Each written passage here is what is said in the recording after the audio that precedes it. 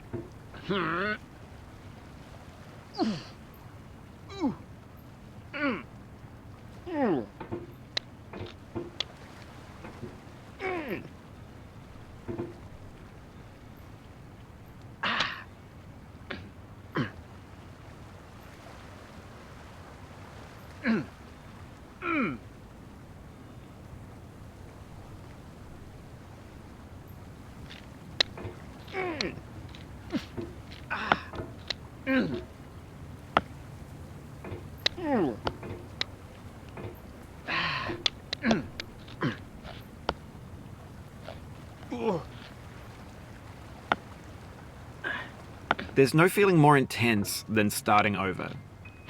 If you deleted your homework the day before it was due, as I have, or if you left your wallet at home and you have to go back after spending an hour in the commute. If you won some money at the casino and then put all your winnings on red but it came up black. If you got your best shirt dry cleaned before a wedding and then immediately dropped food on it. If you won an argument with a friend and then later discovered that they just returned to their original view. Starting over is harder than starting up. No. If you're not ready for that, like if you've already had a bad day, then what you're about to go through might be too much. Feel free to go away and come back. I'll be here. Alright, thanks for coming with me on this trip. I'll understand if you have to take a break at any point. Just find a safe place to stop and quit the game. Don't worry, I'll save your progress, always, even your mistakes. This game is a homage to a free game that came out in 2002, titled Sexy Hiking. The author of that game was Jazuo, a mysterious Czech designer who was known at the time as the father of B games.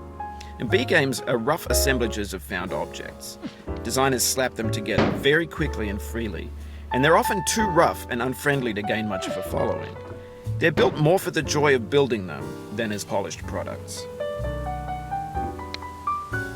In a certain way, Sexy Hiking is the perfect embodiment of a B game. It's built almost entirely out of found and recycled parts, and it's one of the most unusual and unfriendly games of its time. In it, your task is simply to drag yourself up a mountain with a hammer. And that act of climbing, in the digital world or in real life, has certain essential properties that give the game its flavor. No amount of forward progress is guaranteed. Some cliffs are too sheer or too slippery. And the player is constantly, unremittingly in danger of falling and losing everything. Anyway, when you start Sexy Hiking, you're standing next to this dead tree that blocks the way to the entire rest of the game. It might take you an hour to get over that tree, and a lot of people never got past it. You prod and you poke at it, exploring the limits of your reach and your strength, trying to find a way up and over. And there's a sense of truth in that lack of compromise. No. Most obstacles in video game worlds are fake. You can be completely confident in your ability to get through them once you have the correct method or the correct equipment or just by spending enough time. In that sense, every pixelated obstacle in Sexy Hiking is real.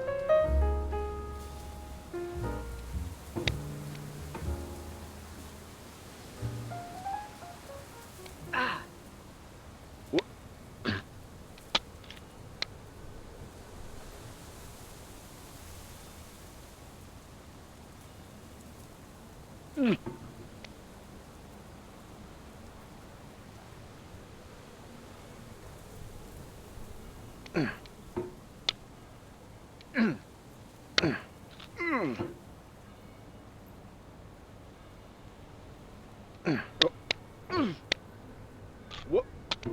What? What?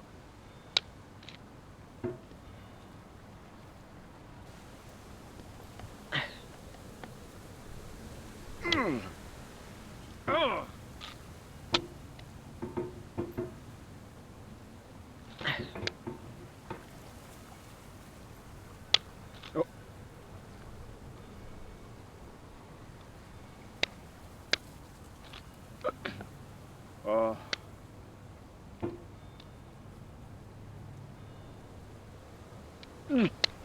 What?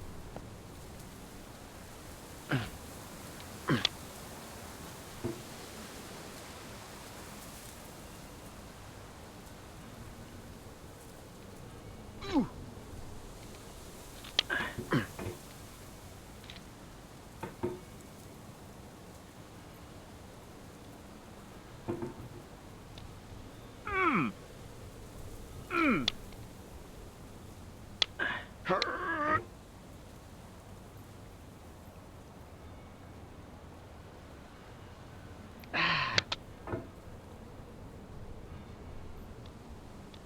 What?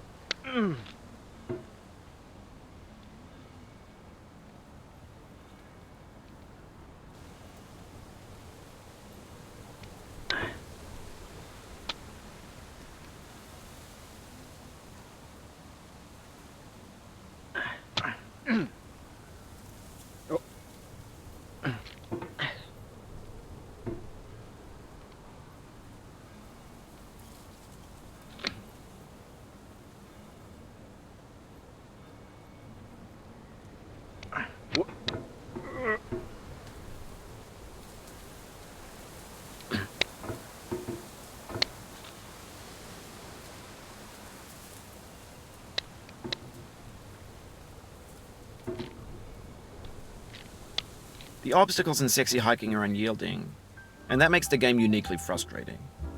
But I'm not sure Jazuo intended to make a frustrating game. The frustration is just essential to the act of climbing, and it's authentic to the process of building a game about climbing. A funny thing happened to me as I was building this mountain.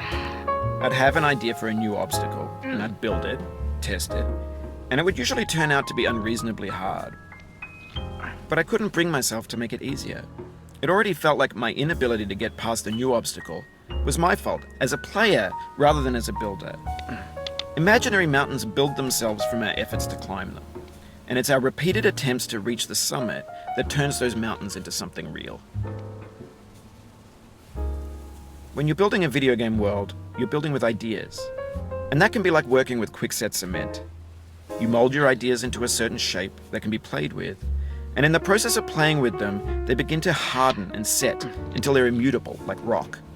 And at that point, you can't change the world, not without breaking it into pieces and starting fresh with new ideas.